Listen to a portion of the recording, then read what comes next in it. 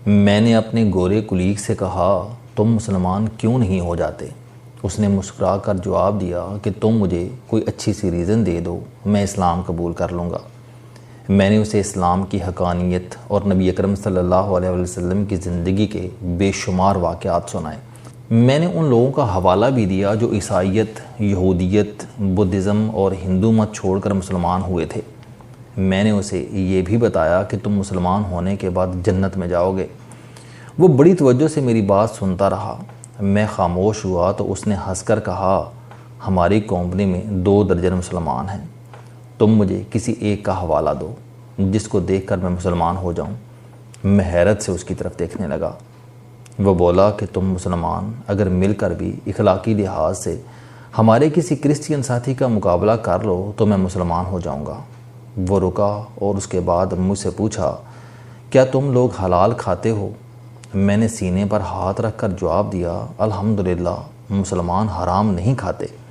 اس نے کہہ کر گایا اور بولا، تمہاری بات چکن کی حد تک درست ہے، لیکن جہاں تک کام سے محبت، کمپنی کے ساتھ وفاداری اور اعمال کا تعلق ہے، میں نے تم میں سے کسی کو حلال کھاتے نہیں دیکھا۔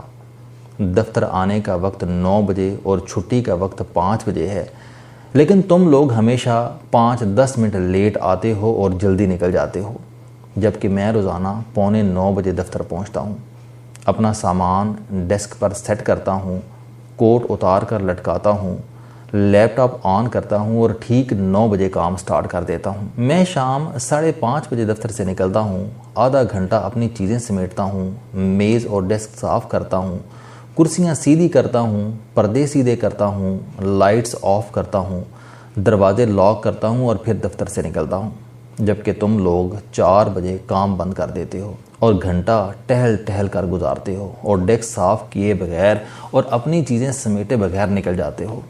ہم یورپی لوگ اپنا باتھ روم خود صاف کرتے ہیں، کموڈ تک صاف کر کے باہر نکلتے ہیں، دفتر کی لائٹس بند کرتے ہیں، پودوں کو پانی دیتے ہیں، اپنی پلیٹیں اٹھا کر ریک میں رکھتے ہیں، جبکہ تم لوگ جھوٹے برتن میز پر چھوڑ جاتے ہو، فلش تک نہیں کرتے اور اگر کر کے جاؤ تو فرش گیلا کر دیتے ہو، سنک میں پاؤں دھوتے ہو اور پورے واش روم کا فرش گیلا کر دیتے ہو۔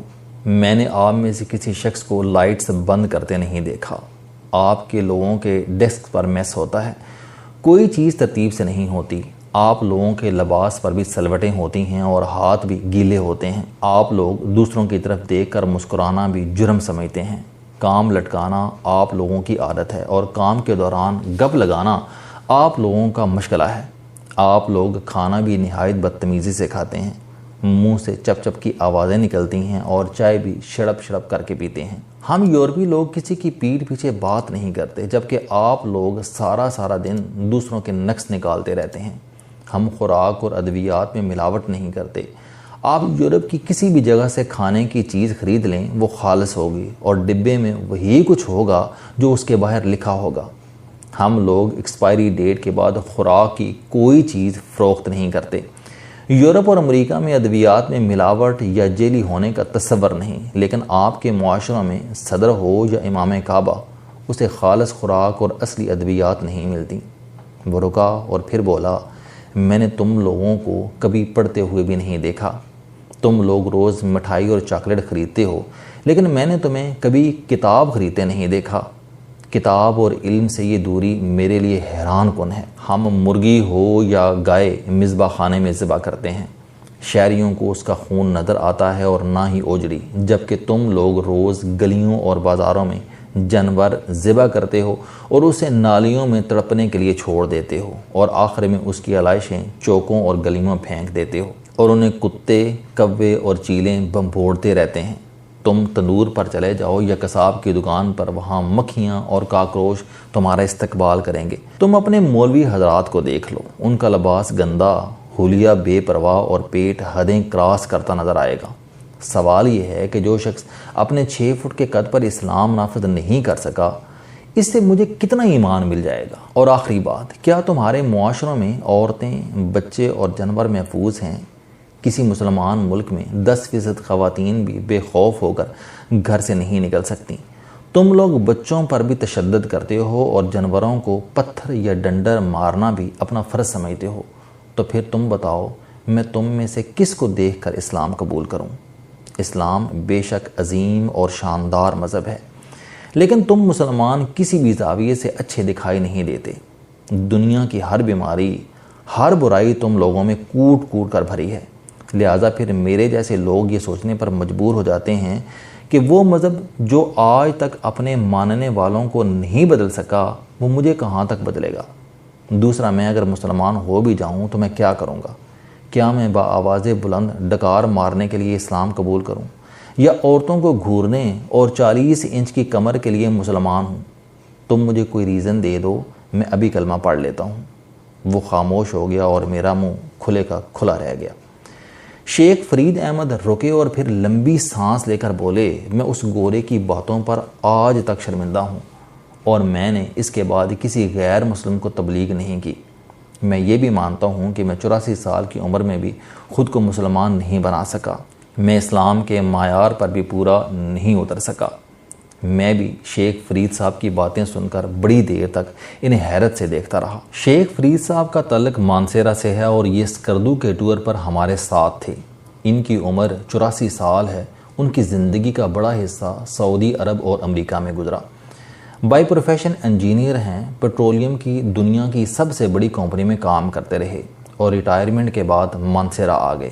چھڑی کے ساتھ چلتے پھرتے ہیں، مگر ان کی باتوں میں وزڈم اور تجربہ ہے۔ دوسروں سے محبت کرتے ہیں اور خوش رہنے اور خوش رکھنے کی کوشش کرتے ہیں۔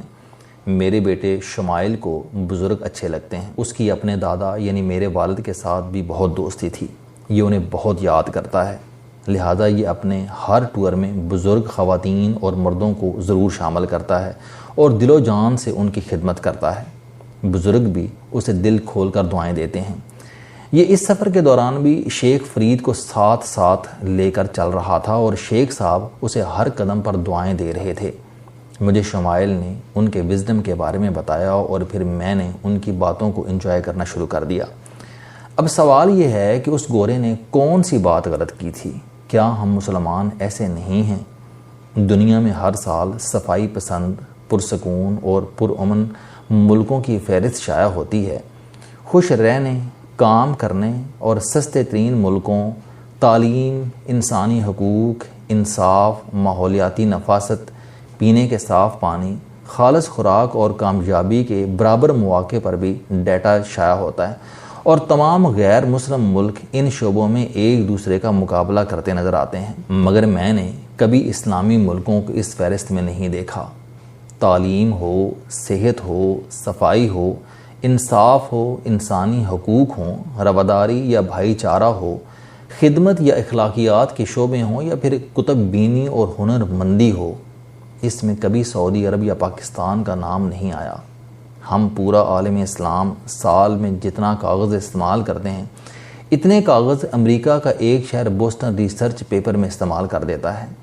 کتاب خواہ اسلام کے بارے میں ہی کیوں نہ ہو، لیکن اس کے سب سے زیادہ خریدار امریکہ اور یورپ میں ہوتے ہیں۔ قرآن مجید اور احادیث پر بھی سب سے زیادہ ریسرچ یورپ میں ہو رہی ہے۔ خانہ کعبہ کے فرش کا ماربل بھی یورپ سے امپورٹ ہوتا ہے اور اسے اٹلی کی کمپنیاں کاٹتی اور پالش کرتی ہیں اور یہی اسے فرش پر لگواتی ہیں۔ عالم اسلام کی تمام مساجد میں اذان اور تلاوت بھی یہودی کمپنیوں کے ساؤنڈ سسٹم سے نشر ہوتی ہے، اور ہم سب لوگ ادویات بھی ان کی استعمال کرتے ہیں۔ لہٰذا پھر سوال یہ ہے کہ اقوام عالم کی گلیوں میں اسلام اور مسلمان کہاں ہیں؟ ہمارے کنٹریبیوشن کیا اور کہاں ہیں؟ دنیا جہاں کی برائیاں، خامیاں، کمزوریاں اور آزمائشیں صرف ہمارے کھاتے میں ہی کیوں درج ہیں؟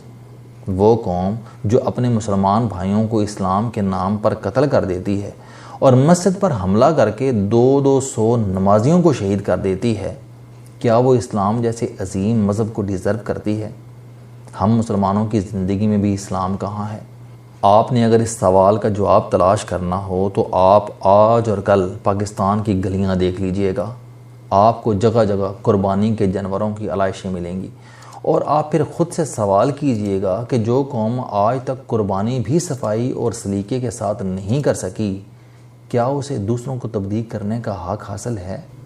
السلام علیکم، آپ سٹوڈنٹ ہیں، کوئی جاب کرتے ہیں، کاروبار کرتے ہیں، یا پھر آپ گھریلو زندگی گزار رہے ہیں، اگر آپ اپنی زندگی کو بدلنا چاہتے ہیں تو اس چینل علم دوستی پر آپ زندگی میں کامیابی کے لیے جاوید چوہری صاحب کے موٹیویشنل، سوشل، سیلف ڈسکوری سے ریلیٹڈ اور صحت سے متعلق بے شمار کالم سن سکتے ہیں۔ میرا دعویٰ ہے کہ یہ چینل آپ کی زندگی بدل دے گا۔ اس چینل کا مقصد اچھی باتیں معاشرے میں پھیلانا ہے اور اچھی بات کو دوسروں تک پہنچانا صدقہ جاریہ ہے۔